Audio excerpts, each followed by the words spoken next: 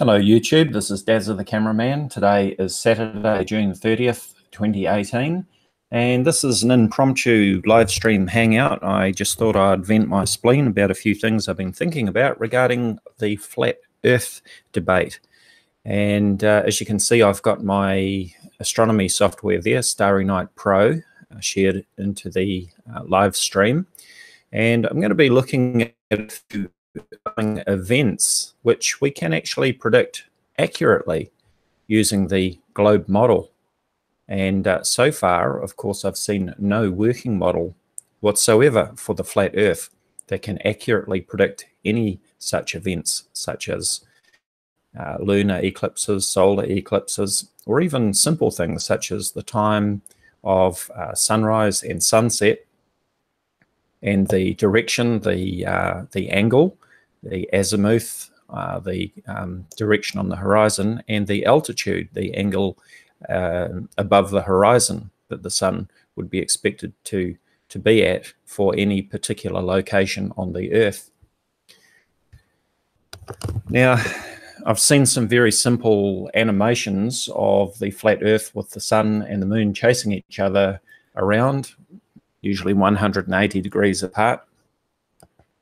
And even today, I saw a more sophisticated animation of the flat Earth with the sun and the moon and even the planets and even some clouds racing around inside. And I'm actually quite keen to talk to the person who wrote that animation, who designed it. I've sent him a message and hopefully he will respond. Because I'd like to talk to him about predictions using that animation that he has created, and let's see just how well they can predict events such as eclipses and transits and occultations and equinoxes and sunrise and sunset, all from different locations on the Earth. So I'm looking at the chat as well. I see we've got John Michelson along. Thank you for joining me. And flat Earth was in the Bible actually, but they didn't know it was round. Well, there are always verses that can be taken different ways. You know, I uploaded a video recently where I joked about having an epiphany that the Earth was flat and that in fact it was square, because talking about the four corners of the Earth. So that seemed to fit perfectly. That was in response to some dude who draws 93. Thank you for your comment. Planet phases. Well, yes, we're going to look at that as well. And Venus is an interesting one. Venus is nice and bright in our evening western sky, and Venus has phases, and later in September, Venus will be getting closer, and the angle that we will be observing Venus from means that we'll have a crescent face just like the moon. And again, that is something that I can accurately predict using my astronomy software, which we're going to have a look at. So I've got a bit of a list of things to look at, and maybe the first thing would be the lunar eclipse, which is on July 27th, if I recall correctly. Now, unfortunately for me, here in Tauranga, New Zealand, I'm not going to see it because the lunar eclipse starts just after the moon sets. So that's a bit of a shame. But let's have a look at that. So this is Starry Night that I'm using, and it's set to, right now, I've got it set to UTC time. Let's set it to the local time. So right now it is 2:56 p.m. Saturday afternoon, and you'll notice that my time is exactly 12 hours different to UTC or GMT. And let's change this to July, and I'm going to come back a few days. First thing I'm going to do is I'm going to change the time, and I'm going to find the moon. Let me bring this back. Here's the moon. Okay, so I'm going to center it on the moon. The moon size here is exaggerated when I'm zoomed out, by the way. So we're looking east, so the moon's going to cross the sky 25th, 26th, 27th. So there's moonrise on the 27th from my location. It's going to be just before 5 p.m. And as we follow the moon across the sky in the evening, you can see Mars is above the moon there. And there is the moon, and you can see that it looks like the shadow is just starting to creep onto the moon there. And yes, you can see the shadow creeping onto the moon. And then just in time for the eclipse starting, here comes the horizon. So that's a shame for me, but it's going to be good for other people because they'll be able to see this, this eclipse. But anyway, what I can do is hide the horizon, or I could change the view to the center of the Earth, one or the other. View, I'm just going to turn on the horizon line. So there's my local horizon line. And so let me turn off the daylight and center in on the moon.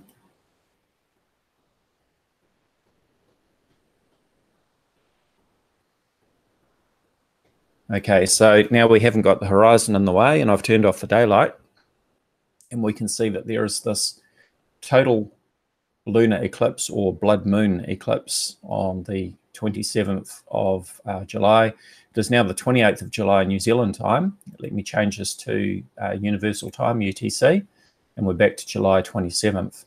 I'm just going to run time back, and again you can see the shadow of step backwards, and now I'm going forwards again. And you can see the shadow just starting to creep onto the moon. You've got the umbra and the penumbra, two different parts of the shadow of the moon, and that central dark part is the umbra, or the darkest part, and that's what gives us the that blood red moon color. So the point being is that we can predict these events using globe-based astronomy software. And then you've got some very clever people like my good friend Astronomy Live, who's very good with maths. And he can sit down and actually draw up a spreadsheet and make predictions of events such as eclipses. So he's not relying on any third-party software like I am here. Maths is not one of my strong points. I'm okay with basic maths, but for the advanced maths, I'm really lost. But as I say, people like Astronomy Live can actually sit down, draw up a spreadsheet, add all the correct mathematical calculations and formula into it, and make predictions of events such as eclipses. What I'm going to do now is change our view, and we're going to go to the moon. We're going to view from the center of the moon, and I'm going to find the Earth. Okay, so there's our view from the center of the moon to the Earth at the time of the eclipse. And you can see that we've got this sort of red circle around the Earth. And that is the glow from the sun on the other side of the Earth, glowing through the atmosphere, and the sunlight is being diffused. And that is what causes the red glow on the moon, because it's actually just sort of diffused red sunlight. If I change the time again, I'll go back in time before the eclipse. You can see the sun there. Let me turn on the halo if it's not on already. Always. Okay, if I zoom out, there we go. So I'm going to go forward in time again, and you can see what's going on. Just creeping forward in minutes now. And you can see that the sun is moving behind the Earth from the moon's perspective. This is the time of the start of the eclipse. And so you've got the sun behind the Earth and shining through the edge of the atmosphere, which causes that diffused red light, which lights up the moon.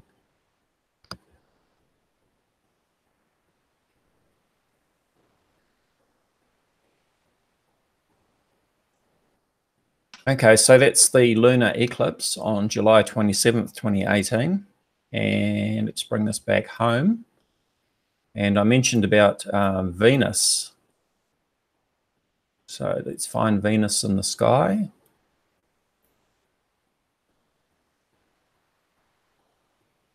By the way, you can see Venus in the daytime sky if it's not too close to the sun, if you know where to look. I have actually photographed it during the day.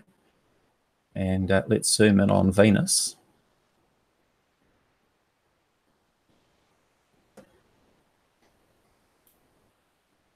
And is that on now? Yes, it is. So that's the current view. Let me hide the daylight. So if you were to look at Venus through a telescope or binoculars right now, then all you would see is a big blob of light. You won't see any detail on Venus. It's shrouded in cloud. That's why it's so reflective and so bright in the sky. But in September, if you look through a small telescope or even a suitable camera such as the Nikon P900, if you set it right, set it correctly with the exposure and focus set correctly, you will actually see that Venus will be a crescent phase like we see the moon. So let me change the date on this. We're on today's date, June 30th, July, August, September. Okay, and you can see it's a lot bigger because it's closer as well. And so you can see that crescent phase. Now that's on September 30th. Let me just bring this back. So going back in time again. So by about August 18th, maybe a couple of days earlier, mid-August, August 15th, then Venus will look like a first quarter moon in the sky, or half a moon. And then as we get further on, as Venus gets closer, as it comes around in its orbit towards the Earth, then it will change to a crescent phase. And again, I can make this prediction because globe Earth math works. The globe Earth model, the heliocentric model with the Earth orbiting around the sun and the planets orbiting around the sun, and a globe Earth works. And that's why we can make these accurate predictions. Yet I've yet to see any flat Earth model which can actually make such predictions. I haven't even seen a flat Earth model that can predict sunrise or sunset times. So I guess they've got a lot of catching up to do. But of course, the flat Earth model won't work in the real world, because when we look at things like the sunrise direction, sunsets, all that sort of thing, the direction of the sunrise or sunset on the equinox, which is always due east, due west on the equinox, cannot possibly work on a flat Earth. We've also got the phases of the moon, of course, and how that works. On a flat Earth with the moon orbiting around the Earth every day, well, of course, people would be seeing different phases from different locations, from different countries, because we'd be looking at the moon from different angles. Now, the moon, of course, is a sphere, so instead of just seeing one face of the moon as we do, people would be able to see the other side of the moon from different locations. I was just talking to somebody on Facebook chat a little while ago who's in Tenerife, Spain. And there's almost 12 hours exactly between us. It was 13 hours or 11 hours. And there is a very short window that we can both see the moon. So as the moon rises tonight from my location, it will be visible in Tenerife, Canary Islands, for about half an hour before it sets there. But we would be looking at the moon from very different angles, and we would be seeing different sides of the moon instead of seeing the same face.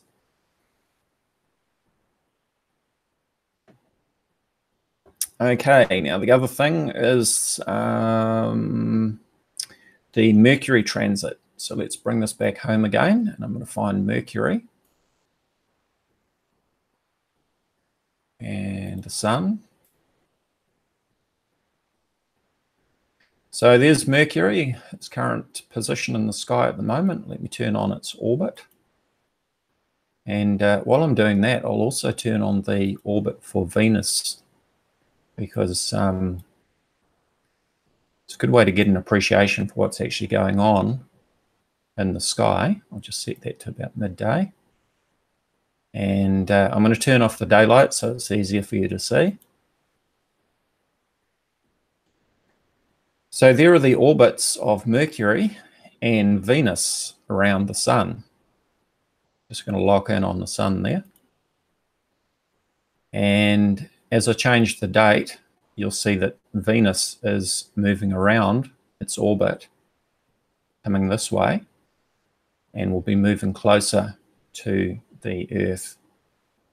That's why it looks bigger and brighter as we get towards September. Okay, you can also see Mercury coming around there.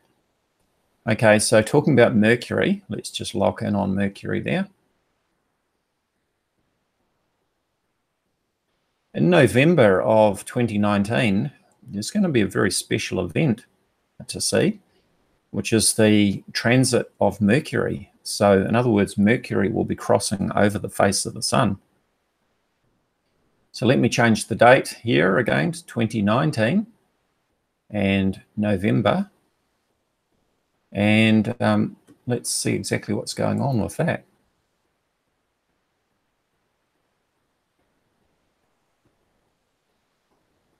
I think the date was November the 11th, 2019, but I might need to check that because Mercury is looking a lot further out. Center. If anyone is in the chat, if you want to look that up for me, and it's actually quite good if I've got the date wrong here, because then it will just go to prove that we can check the date and check it with the astronomy software, and see what's happening with the simulation.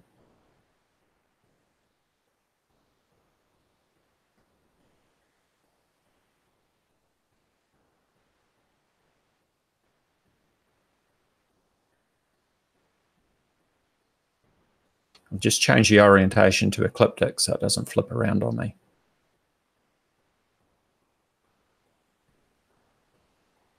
So there's Mercury. Okay, so Mercury, of course, is moving quite fast. I've got to hide the horizon as well. Mercury takes 88 days to orbit the Sun, so it's moving quite quickly. Okay, so it is November the 11th, 2019. And you can see that Mercury is heading straight for the Sun. Well, not the actual Sun, but across in front of it. And so looks to me like I probably won't see this. It's annoying, that keeps happening. So that will be, no, I'm not going to see it because that's going to be, and that will be daylight saving time as well. So it's going to be 2 o'clock in the morning that starts my time. So unfortunately, I'm not going to get to see it. But for other people on the other side of the planet, they will be able to observe this transit of Mercury. I did observe and film the transit of Venus back in, I think it was 2012, if I remember correctly. And I've got some videos of that on my YouTube channel.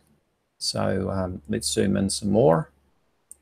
So again, the point being made with this live stream is that there are these events such as transits of Mercury and transits of Venus across the face of the Sun that can be predicted with absolute accuracy. Now, how are we able to do that if the globe model is not correct, if it's a lie? We shouldn't be able to do this.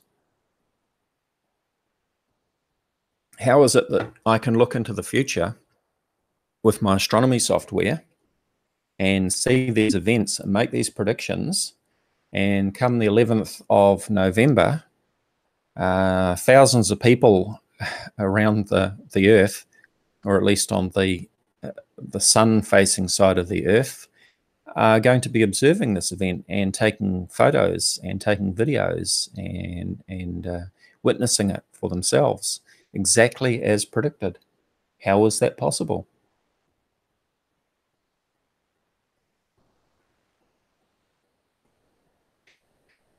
And yet again, I ask the question, if the flat Earth model is correct, why can they not make predictions for even simple things such as sunrises and sunsets, the direction of the sun at sunrise or sunset? You know, for even the most beautiful looking animations of the flat Earth, I've never seen one that can actually make predictions like this so far. Now, another thing to look at is retrograde motions, and I think it's in July that Mars goes retrograde. Let's have a look at that one. Let's pull this back home again. And where is Mars? Mercury, Venus, there it is. Just change the time because it's up in the evening. So there is Mars. And that's as at today's date. Just going to center in on that. Yep. So if we look at the motion of Mars across the sky each night, across the background stars, then we will see that it actually does a little loop in the sky. Local path, I think it is. Let's have a look, see if I've got that set right. So I'm going to change the date one day at a time.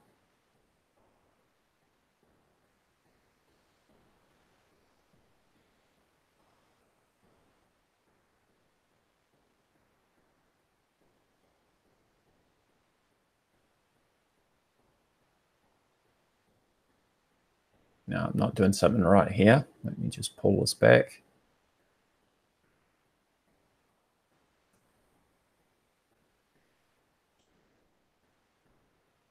Okay, I'm looking at Crater's comments there. Mars is stationary June 28th, opposition on July 27th, stationary August 28th.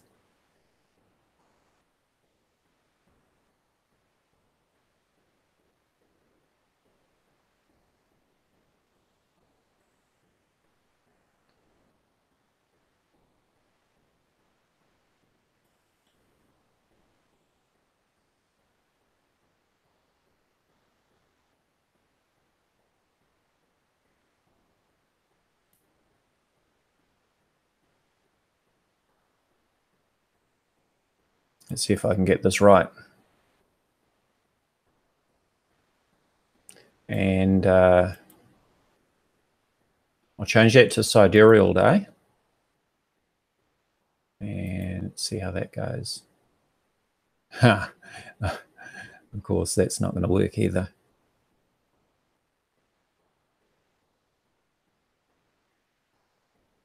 Yes, it is. That's why it was stationary.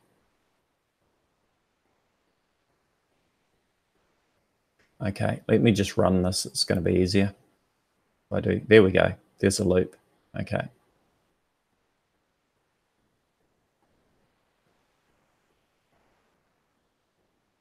So we're into the morning now.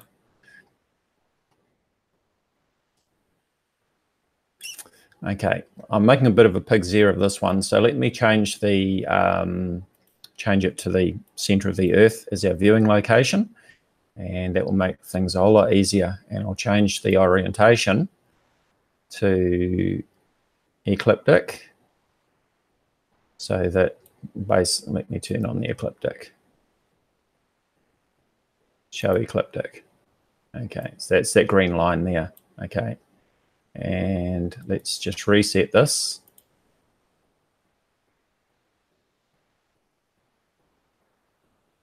If I can get it to work, just bear with me. It is Mars there, isn't it? Do it this way. Oh, well, there we go.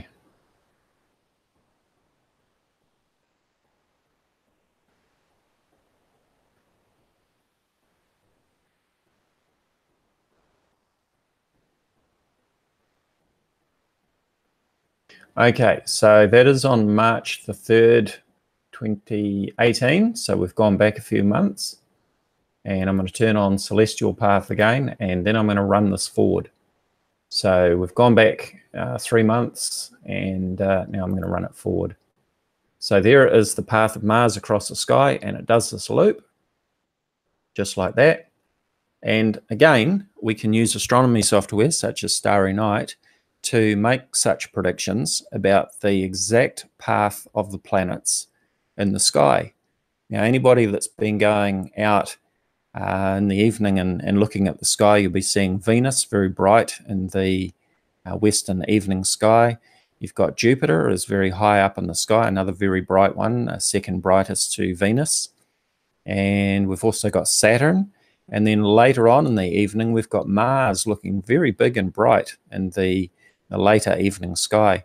Of course, we're in the winter here in New Zealand, so it gets dark earlier, and it's lighter in the northern hemisphere. Depending on your latitude, it will be quite light, still quite late. But certainly I think about 9 o'clock, Mars is in the evening sky here in New Zealand. Yeah, high in the sky for us being Jupiter, rightly so, crater. And again, that comes down to latitude, because you know, we are living on a globe Earth, and the effect of that globe and latitude means that our viewing angle is rather different between the northern hemisphere and the southern hemisphere. I'm at latitude 37 degrees south, and Polaris, the northern pole star, is 37 degrees below my northern horizon. Funny that.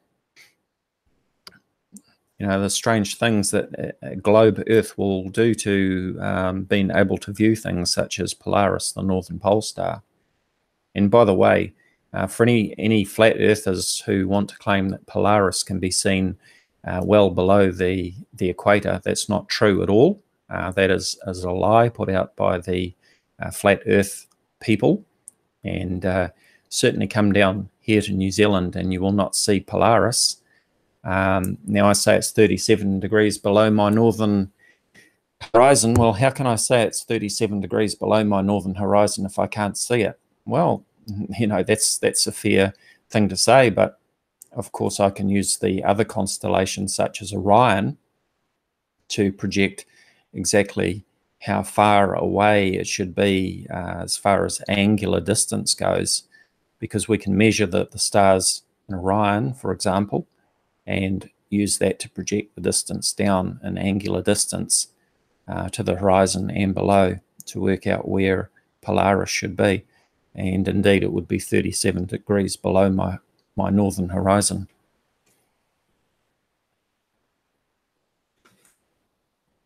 Okay, I'm just looking at my list of things that I was going to look at. I've covered the lunar eclipse. I've covered the crescent phase of Venus, which will be in mid to late September. We've looked at the transit of Mercury, which will be on November 11th, 2019. I've touched briefly on the phases of the moon. We haven't looked at that though. The moons of Jupiter was another one. You know, Jupiter is high in the sky, or at least it is here in the southern hemisphere. And Jupiter is always very interesting to look at through even a small telescope. Jupiter has got 69 moons that we know of. Until recently, the count was 67, but they recently discovered 2 more, so the count is now 69. But there are 4 big moons of Jupiter that can be seen even through a small telescope or even a good pair of binoculars. In those moons, they're constantly changing their position from night to night. Even over several hours, you can see them changing their position. So they're always very interesting to look at. And once again, astronomy software such as Starry Night can predict the position of those moons. So let's have a look at that one now. So Jupiter, and let's change this to the evening sky. Find Jupiter. And here are the 4 main moons: Io, Europa, Ganymede, and Callisto. And let's zoom in. I was looking at these last night, actually. I was out with the telescope. So that's the position of the moons as at 9:22 p.m. local time, New Zealand. So we're going to have 3 of the moons on one side and 1 moon on the other. As I say, they're constantly changing from night to night. So again, let me just make sure I'm locked in on Jupiter. And I'll change from tonight to tomorrow. You can see that they're changing constantly. And, you know, I can use my astronomy software for any time, date, and check the positions of these moons. And I could go out with the telescope or even with the Nikon P900 and take some photos.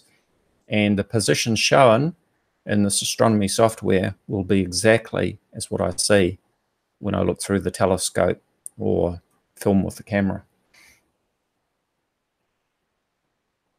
Okay, I'm just looking at the chat. Does Starry Night predict the red spot position as well? I've never actually checked to see whether the predictions are accurate, so I can't tell you that. I know it does show the red spot. There it is in the center there, but I don't know if the position is actually accurate. So good question there. I don't know, maybe somebody, Crater says not very well. You have to adjust one of the files in the software. Okay, that makes sense. I actually set up a custom panorama for my viewing location at the observatory. So I stood on the observatory roof and took a series of photos at 360 degrees all around me, and then had to stitch them together and import them into Starry Night so that I could get the view from the observatory. Now, I don't have that set up on this computer to show you, but part of the process of doing that, it's a similar sort of thing that with the photo files that you import, you can actually adjust the horizon so it's correct.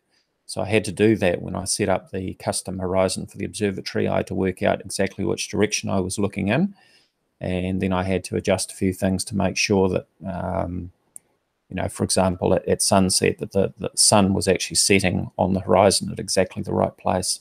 But, you know, once it's set up and it's perfect, you know that what you see is what you get.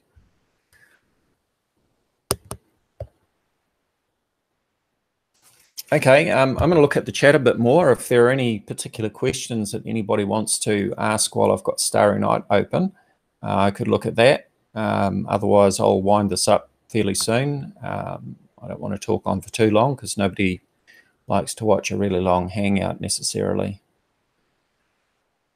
But I just thought it would be good to make the point that using globe-based astronomy software, it works 100% accurately 100% of the time. I'm not aware of any flat Earth astronomy software or simulations that work. I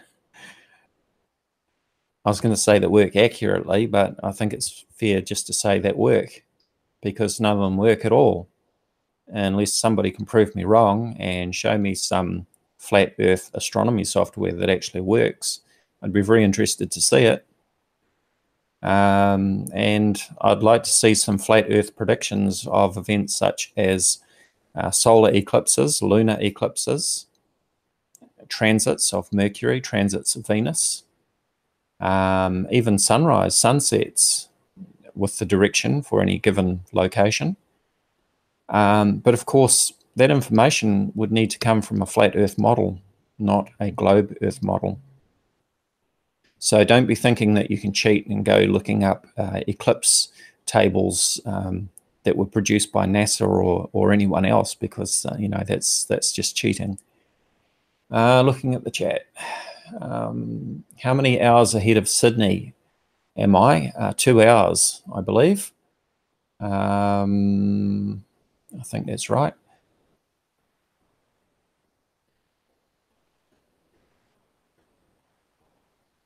Yep, and never heard a reasonable flurfer explanation for retrograde motion. Well, I don't think I've really heard a good explanation for the planets from the flat earthers either, actually. And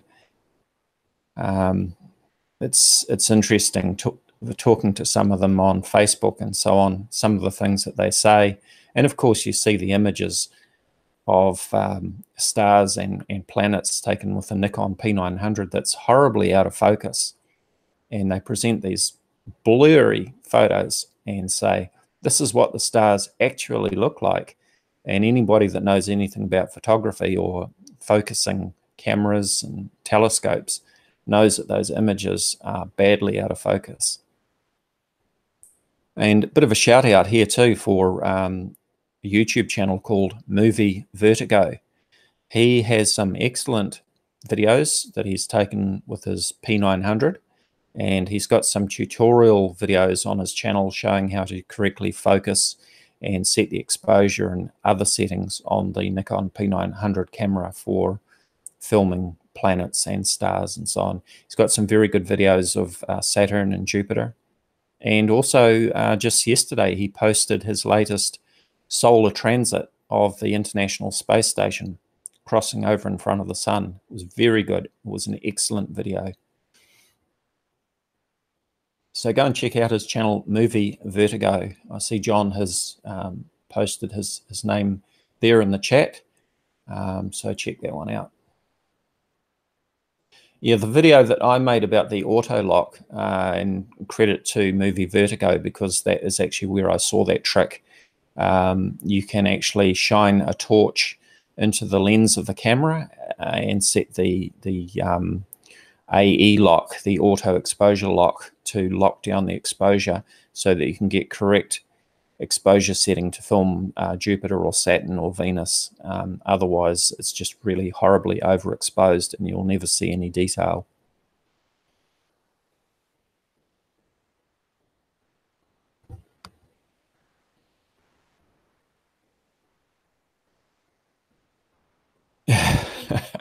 That Photoshop of Jupiter, I guess you're talking about the one on the screen at the moment.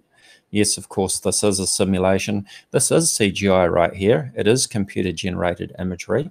But the great thing about this computer-generated imagery, that at any date and time, it will match exactly what we see in the sky, not only for any date and time, but for any location on the Earth. This is currently set to my location here in Tauranga, New Zealand, but I can set any location on the Earth at any date and time, and it will show me exactly what the sky will look like at that date and time at that location. Of course, it won't predict what the weather is going to do, so you might luck out that way, but at least it'll show me exactly where the planets are and which constellations are in the sky and so on. And actually, while I think of it, let's take a look at Polaris. Again, I'll set this to the center of the Earth. And change the orientation to ecliptic. And I'm going to find Polaris, the northern pole star. This is Starry Night Pro version 6. This is the previous version, not the latest. Latest version is 7, and I do have both versions, but I much prefer using version 6 because I find it is much easier to use. I believe that the interface is much better, and personally, my own opinion, I believe that they took a big step backwards with the new interface, and I'd like to see them return to the old one, but I don't think that's ever going to happen. They've got some great new features in the new version, but unfortunately, the interface is rather different, a lot more complicated and not as user-friendly. So there is Polaris, and let's turn on the dipper. No, that's not what I want. Let's turn on view, constellations, asterisms. Okay, so I've got to zoom out a long way. So there is the Little Dipper there and the Big Dipper over there. So you've got Polaris is right at the end of the handle of the Little Dipper, also known as Ursa Minor, the Little Bear. So there's the Little Bear, and There's Ursa Major over there, the big bear. Okay, so you've got Polaris as a northern pole star that the flat earthers love to talk about. And a lot of them claim that Polaris never moves. And let's run time forward here. And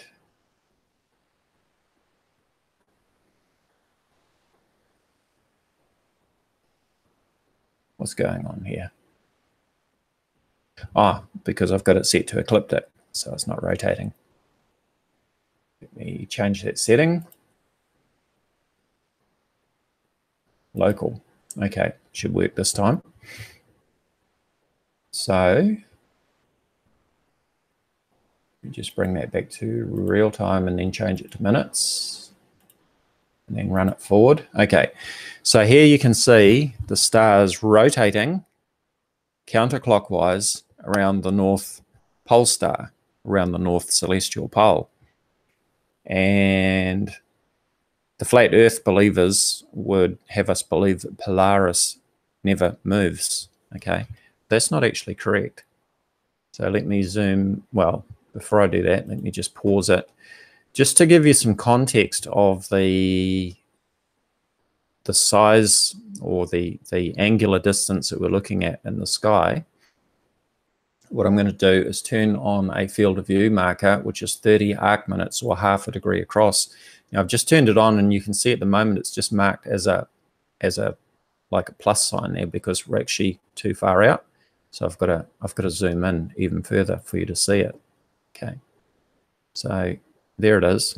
That circle is 30 arc minutes or half of 1 degree across, and that is equivalent to the approximate angular size of the moon or the full moon as viewed from the Earth. So there is Polaris right in the middle. Now what I'm going to do is I'm going to turn on the marker for the North Celestial Pole. Celestial guides, celestial poles. Now you can see that the North Celestial Pole is actually way out here.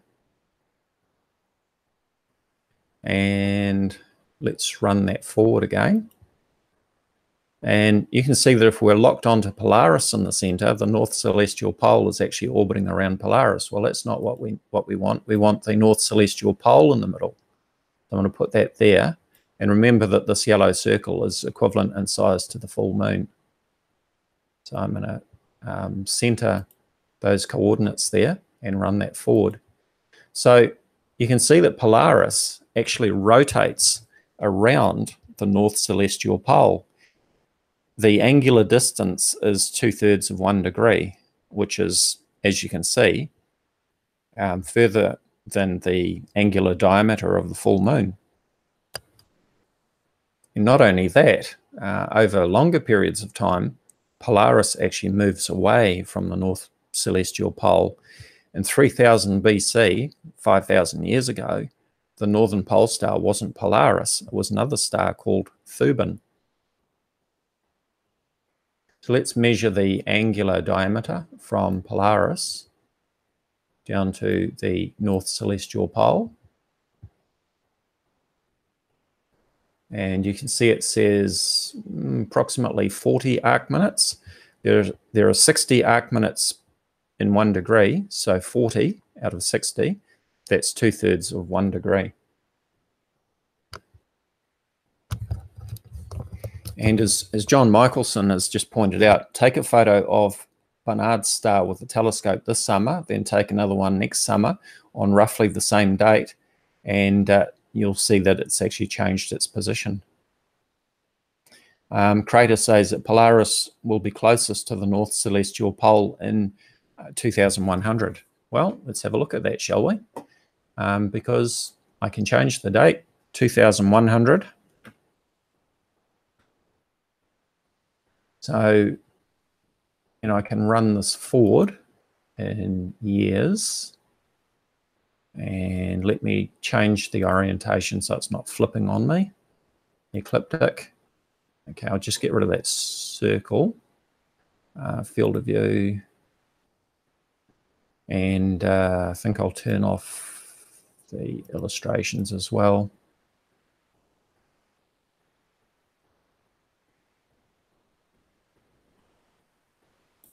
Okay, just so we've got a nice clear sky there now. So current date, September 26, 2100. And going forward in time, going to stop and go backwards in time. And there we go, 2100. Well, unfortunately, I won't be around in 2100 to check this.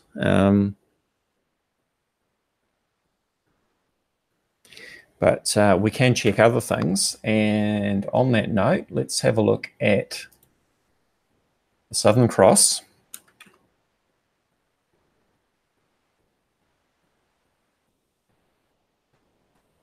Which of course features on the New Zealand and Australian flag and a few other flags in the Southern Hemisphere. And one of my recent videos, I think I posted it last night, was a star trail video of the Southern Cross and the Southern Circumpolar stars rotating around the South Celestial Pole.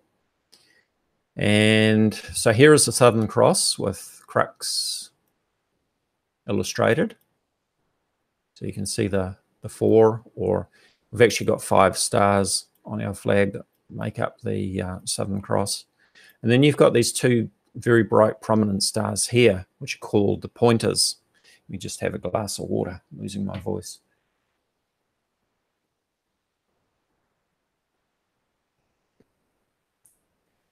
Now, I bought my first telescope about 35 years ago. In the early 1980s. It was actually a very good time to buy a telescope, but because back then, just like is happening in July and August, all of the planets, if I remember correctly, all of the planets were all on the same side of the solar system. And that's actually happening in July and August of this year. And on a side note of that one, there were all sorts of predictions that were made back in the early 1980s about what was going to happen, that there were going to be massive earthquakes and volcanic eruptions, and the oil fields were all going to explode, and that there was going to be pole shift, and all sorts of catastrophic events were supposed to happen because all the planets were on the same side of the solar system. In fact, as I recall, the way it was portrayed was that all of the planets were going to line up, and that was never the case. But of course, nothing happened. But anyway, as I was saying, it was a good time to get a telescope because all of the planets were visible in the evening sky at about the time that I bought the telescope. So you could, just step from one planet to the other, and it was good for viewing. But one of the things that I looked at was the Alpha Centauri system, which is one of these 2 pointers. Now, this star here, I'm just zooming in. This star here, you see these 2 very bright stars in the night sky, but this star here is actually 2 stars. And they're so close together that it looks like one star. And you can only see that it's 2 stars when you look through a telescope. So let's have a look at that. And this is still at 2100, so I'm going to bring that back to now. So that's now on today's date, June 30th, 2018. It looks like one star, right? Well, let's zoom in. And again, what I'm going to do is use that field of view marker for the angular diameter of the full moon, just to give us a guide, similar to looking through a telescope. So that's the angular diameter of the full moon. If the moon was there, that's how big it would be. And as you can see, as I zoom in, then it actually becomes 2 stars. Now, there's actually a 3rd star that makes up the Alpha Centauri star system, but it can't be seen by the naked eye. It's really too dim to photograph. You need special equipment to photograph it. But this is the interesting thing about Alpha Centauri. Rigel Kentaurus and Alpha 2 Centauri, as it's labeled here. Let's go back to 1983, which is about when I bought that little telescope. It was a 60mm refractor. That's a 2.5-inch telescope. So it's just a little hobby telescope. It's just big enough to be able to see the rings of Saturn and the moons of Jupiter, but quite small. And looking through that small telescope at these two stars, I could easily split them. But here's the interesting thing about this. And flat earthers insist that the stars never move. They say that they're fixed. They don't change for thousands of years, but that's not actually the case, because let's see what happens here. Let me just center in on one of them so it doesn't move. And I'm going to change this back to 1983, and let's watch what happens. 1983. Okay, you see that they're actually further apart. Now, when I bought that telescope back around about 1983, it was very easy to split these two stars in the telescope. Now, they actually looked closer together than I've got them really zoomed in here, but let's zoom out so that I can give you more of a comparison of what they might have looked like through the telescope. Okay, well, looking through the telescope, the field of view was big enough that you would see the full moon with a little bit of space to spare around the outside. So this is probably a fair simulation of what I would have seen through the telescope back then. So they were pretty close together, but you could clearly see that they were two separate stars. Okay, but let me hit the now button, which will take us right back to today's date. And as I hit the now button, I want you to watch these two stars and see what happens. So here we go. 3, 2, 1, go. And then I couldn't separate them using that same little telescope. I've still got that telescope here at home, and I took it out some time back and had a look at Alpha Centauri, or Rigel Kentaurus. Alpha Centauri is the system. And I thought, I can't separate them anymore. And then I came back to Starry Night and had a look and saw that, yes, because they are rotating around each other, they had actually moved in closer to each other from our viewpoint here.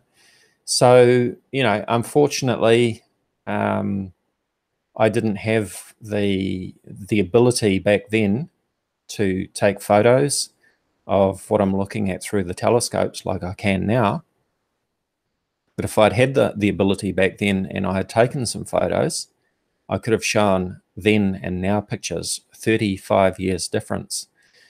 And the thing to remember too is that Alpha Centauri, the star system, is, well, the stars that make up the Alpha Centauri star system are the nearest stars to our sun. They're just over 4 light years away. And the rest of the stars are a lot further away.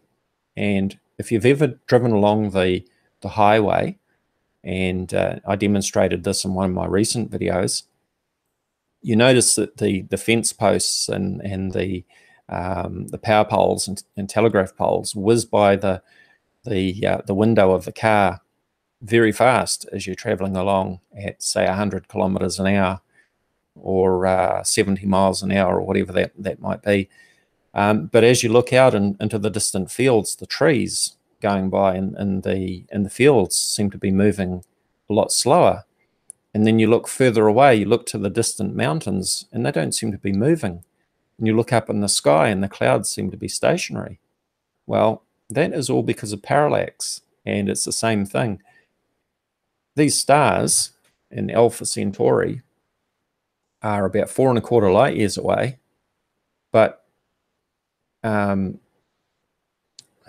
they are just close enough that we can see the slight change in angular distance over a period of 35 years. 35 years, that's like half a lifetime. And the other stars are a lot further away, and so the effect of parallax is a lot greater. And this is why we don't see the stars changing their positions very easily in the night sky. Of course, the constellations move across the sky from night to night. You've got the seasons, and there are constellations that you will see in the summertime, which are different to the constellations that you will see in the wintertime. Down here in the southern hemisphere, I associate the constellation of Orion with summer, and I associate the constellation of Scorpio with winter. And of course, it would be opposite up in the northern hemisphere. I've got a flat earther trolling in the chat. That's okay. We can handle that. Maybe NASA CGI hyenas would like to come and join me on a live hangout sometime, and we can discuss a few things live on air. How about that? Would you like to join me for that, NASA CGI hyenas?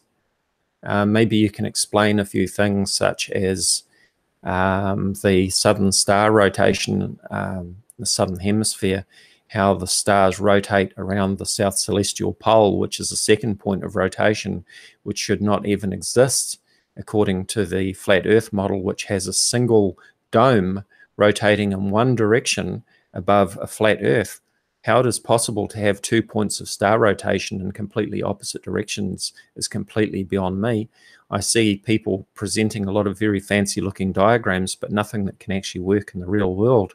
I mean, let's face it, all you have to do is stand underneath an umbrella or a rotary clothesline and spin it around, and you can see for yourself that there's no way that you can have a rotating dome above your head rotating in one direction that appears to be rotating in two directions, let alone two opposite directions. It just doesn't work. CGI hyenas, NASA CGI hyenas comment seems to be hidden, so I'm going to hit the show button so everybody can see it. There we go.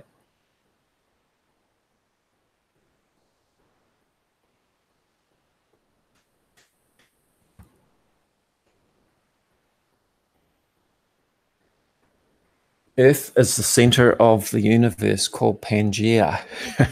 No, you've got a few things confused there, my friend. But how about it, NASA CGI hyenas? Would you like to come and join me for a live hangout sometime? Just a simple yes, no in the chat, and you can send me your contact details, and we could arrange to set up a hangout. If you don't want to do a public hangout, maybe we could talk privately, where we can share screens and look at the models and see if we can come to some agreement.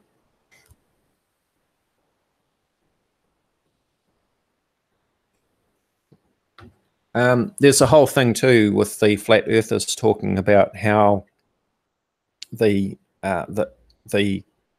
Earth rotating around the sun. You know, in 6 months' time, when we're on the other side of the sun, then midday should be midnight. But what they don't seem to understand is that when we talk about a 24-hour day, we're actually talking about 24 hours rotation with regard to the sun at the center of the solar system, not the stars. In fact, there is a difference of 4 minutes per day, which is sidereal time, not solar time. And when you take account of that, then everything works just fine. Thank you very much.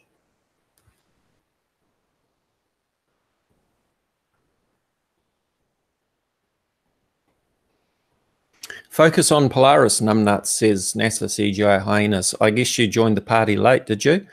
We've just been talking about Polaris, and we've covered that. Did you have a particular question about Polaris that you would like to ask NASA CGI hyenas? I'd be happy to answer if I can.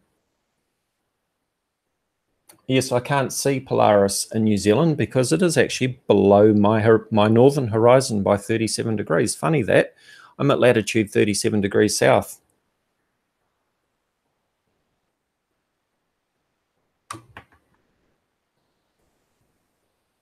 Would it be because it's over the horizon? That could explain it. Maybe it's got something to do with the Earth being a globe.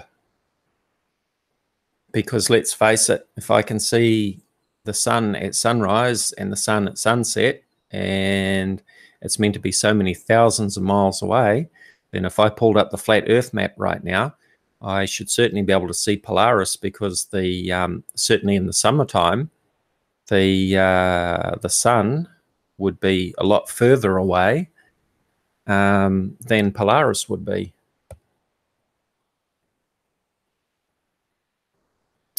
Thunderdome, would you like to come in for a live discussion sometime? Come and do a hangout on my channel, and we can discuss some questions and share screens and so on. So, you know, you seem to think that you've got the answers on your channel somehow. Would you be prepared to back up the claims made in your videos and answer some questions? You would? Fine. Okay. Send me an email at dazzathecameraman@outlook.com, or send me a private message. And private messaging on YouTube is about to end in about a week's time, by the way. So the best thing to do would be to send me an email at dazzathecameraman@outlook.com, which you can find on the About tab of my YouTube channel, and we can arrange something. I would expect you to come and talk to me, at least privately, to start with, so I can be sure that you are actually going to turn up and that it's all going to work with screen sharing and all of that.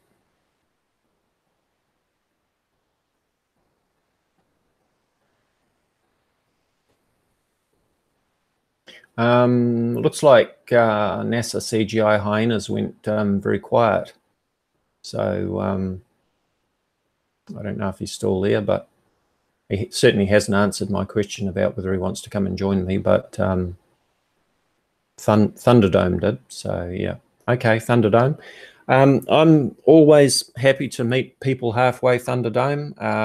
I believe in polite and respectful discussion, and hopefully you do too. So, you know, my attitude is if somebody's prepared to meet me halfway, then I will treat them with respect. So it'd be quite good if we can have a discussion on that and see what we can figure out between us. Thank you, Eric. Appreciate the comment. Yep, sometimes I feel like pulling my hair out because it all gets rather frustrating. The things that I see, which are so blatantly wrong. You know, as I say, people claiming that Polaris doesn't move. Well, it actually orbits around or rotates around the North Celestial Pole every 24 hours. It's 2/3 of 1 degree away from the North Celestial Pole. It scribes a circle around the sky that's actually bigger than the diameter of the full moon. And over longer periods of time, it drifts because of precession. And that's another interesting point to cover as well, is that, you know, let me show you using Starry Night. So we were looking at Rigel Centaurus and Alpha 2 Centauri, and the 2 pointers pointing to the Southern Cross. And you can see on the left-hand side there, it's got all the data, and it's got right ascension and declination. And you'll notice that there are 2 entries there. There's RA in brackets J now, and there is RA J2000. So these are 2 slightly different sets of coordinates for right ascension and declination. One is correct in the year 2000, and the other one is correct right now. Okay, and the reason for this is because of precession, the very slow wobble in the Earth's axis, which takes approximately 26,000 years. The coordinates for the stars actually change over a period of time because of that wobble. And you know, for any flat earther to say that the stars don't move, well, you know, we wouldn't have to make adjustments to the right ascension and declination coordinates and have different epochs if the stars didn't move in the sky due to precession, due to the Earth wobbling on its axis. Okay, just looking at the comments. Your FE model video from an Australian perspective is comedy gold. Dazzathecameraman, thank you. It's from Heart on My Sleeves. Oh, I see. Yeah, I'm actually, I live in New Zealand. I thought you were talking about something from Australia, but I live in New Zealand. I'm a Kiwi. I know us Kiwis and Australians do sound rather similar, but I guess it's a bit like American and Canadians do to us. Thank you for your compliment there. I appreciate that. You might enjoy my chocolate teapot video as well. That's making fun of the Planet X Nibiru thing.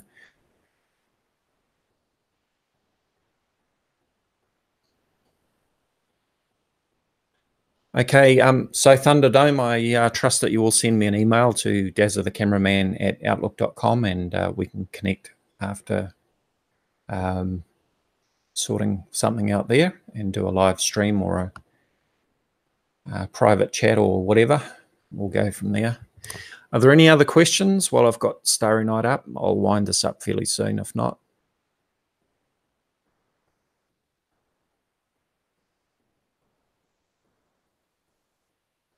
I'm hoping to get out and do some more filming down at Makatu, which is about 40 minutes away, looking towards Mount Maunganui, over a distance of 18 miles.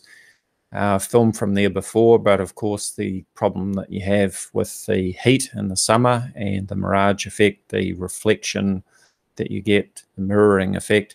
Now that it's wintertime, I want to go back down there and film again when there's no mirage effect, no mirroring effect on the water.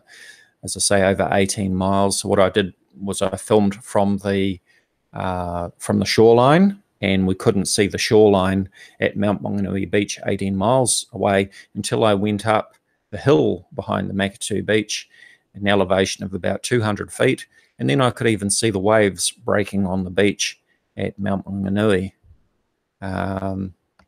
The other thing too was that there was a large cruise ship. We couldn't see the bottom of the cruise ship because it was obscured by the curvature of the Earth, or by the horizon.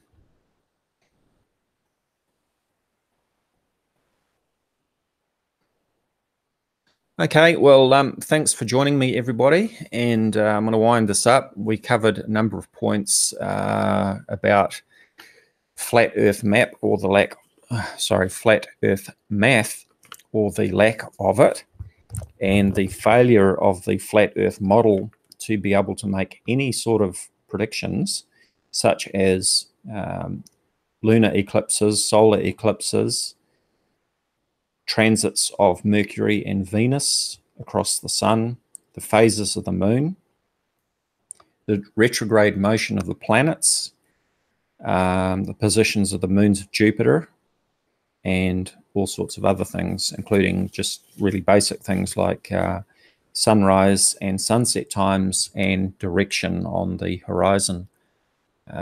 We can see with Starry Night that we've got a model here that works 100% accurately.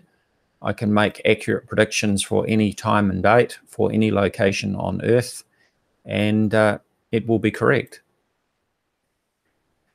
So we can look forward to a total lunar eclipse on July 27th, as predicted by the Globe Earth model. We can look forward to seeing Venus in a crescent phase as of mid to late September of this year. And we can look forward to seeing a transit of Mercury across the face of the sun on November the 11th, 2019. So with that, I'll wrap this up, and thank you for joining me. Until next time, goodbye.